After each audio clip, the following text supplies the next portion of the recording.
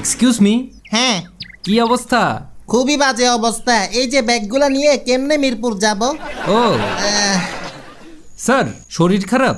হ্যাঁ শরীর খারাপ? শরীর তো খারাপ।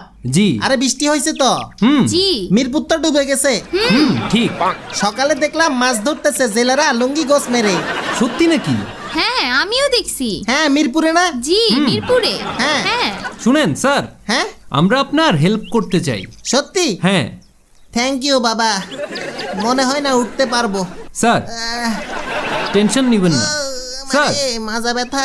কিছুই হবে না আপনার। হ্যাঁ আপনাকে আমি হ্যাঁ। কাঁধে উঠিয়ে নিব। থ্যাংক ইউ বাবা। জি ব্যাগগুলোকে নিবে? শুনো, ব্যাগ নাও। জি স্যার হুম নিচ্ছি। উবার পাঠাওয়ার পরে এবার কান্দে উঠাও। উঠেন উঠেন স্যার। উঠলাম বাবা। জি। ফালাইও না, উঠলাম। সাবধানে, ওকে।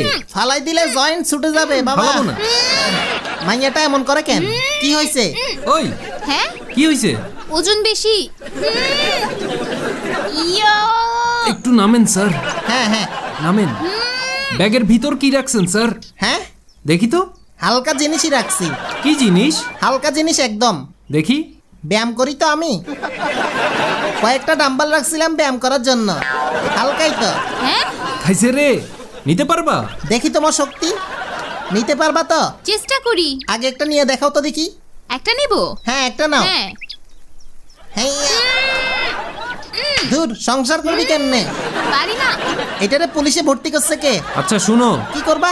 জি আমি হ্যাঁ, ডাম্বল নিতেছি, তাহলে মেয়ে কান্দে নিবে আমাকে? তুমি ওনাকে নাও। জি স্যার। মা ব্যাগটা হাতে নাও। জি শেষ পর্যন্ত মেয়ের কান্দে উঠতে হইব। রেডি? উঠেন। ওজন।